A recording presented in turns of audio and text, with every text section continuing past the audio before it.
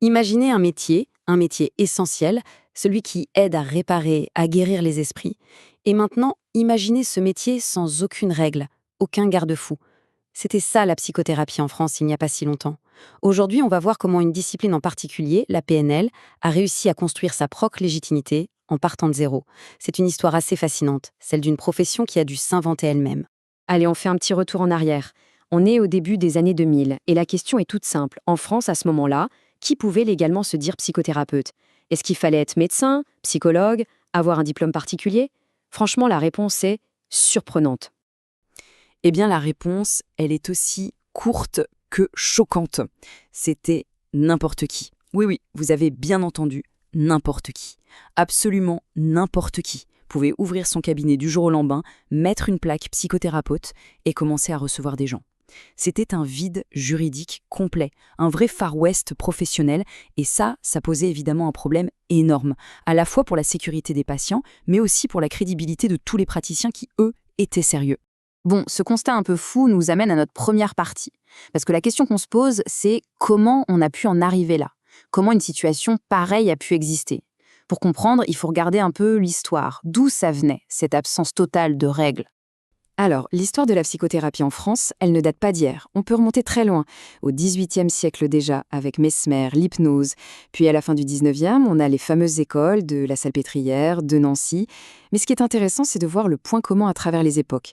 La plupart du temps, les thérapeutes étaient des autodidactes. Même la psychanalyse de Freud, qui était super dominante, fonctionnait avec son propre système de formation, un peu en circuit fermé. Du coup, le résultat, c'était quoi? Une sorte de mosaïque, une multitude de pratiques différentes, mais sans aucun cadre global, sans aucune norme commune à tout le monde. Donc face à ce grand flou artistique, la première étape, l'urgence même, c'était de répondre à une question toute bête, mais fondamentale. De quoi on parle au juste? Qu'est-ce que c'est la psychothérapie?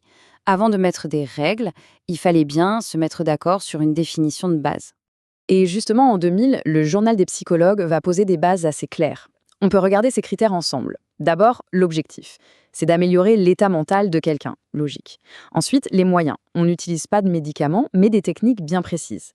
Et enfin, et ça c'est vraiment le cœur du réacteur, tout est basé sur la relation, sur l'échange verbal entre le thérapeute et son client.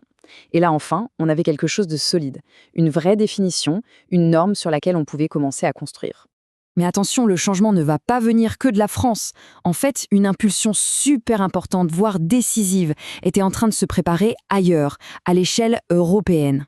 Et voilà l'acteur principal de cette histoire, l'Association européenne de psychothérapie, ou EAP. Leur objectif, il était simple sur le papier, mais en réalité hyper ambitieux. Ils voulaient que la psychothérapie soit reconnue comme une profession à part entière, indépendante de la médecine, indépendante de la psychologie, avec ses propres standards de qualité. Et pour ça, pas le choix.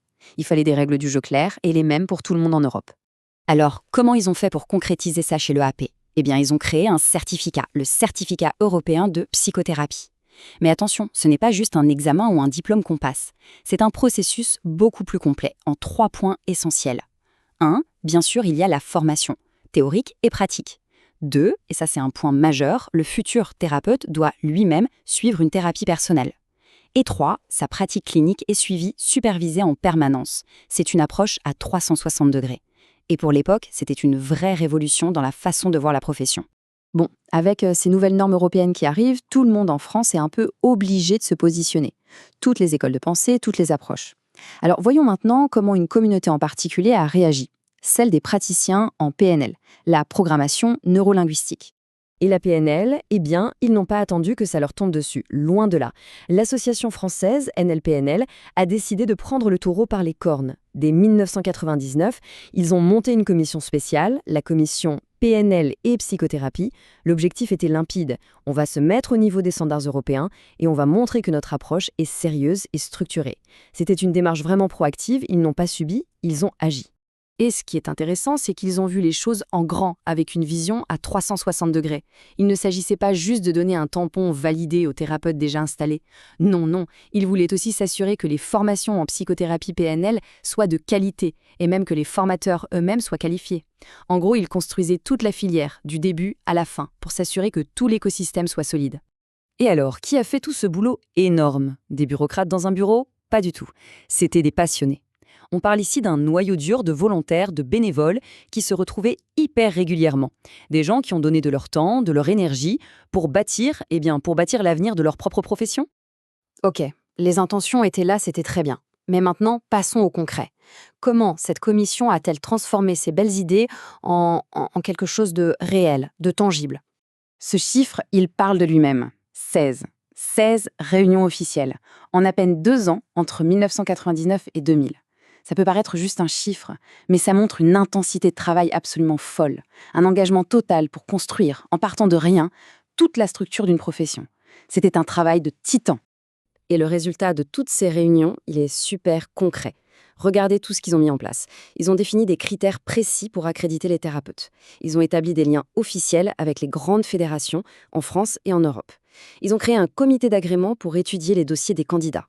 Ils ont même publié un guide du CEP pour que tout soit clair pour les postulants. Et, cerise sur le gâteau, ils ont mis en place un groupe de covision pour que les praticiens puissent s'entraider sur des cas difficiles. Et c'est pas juste des papiers, c'est une véritable infrastructure professionnelle qu'ils ont bâtie. Bon, ce tableau peut faire un peu peur avec tous ces sigles, mais en fait, c'est très logique. Tout en haut, on a l'EAP, le niveau européen, qui donne le cadre général avec le fameux CEPP.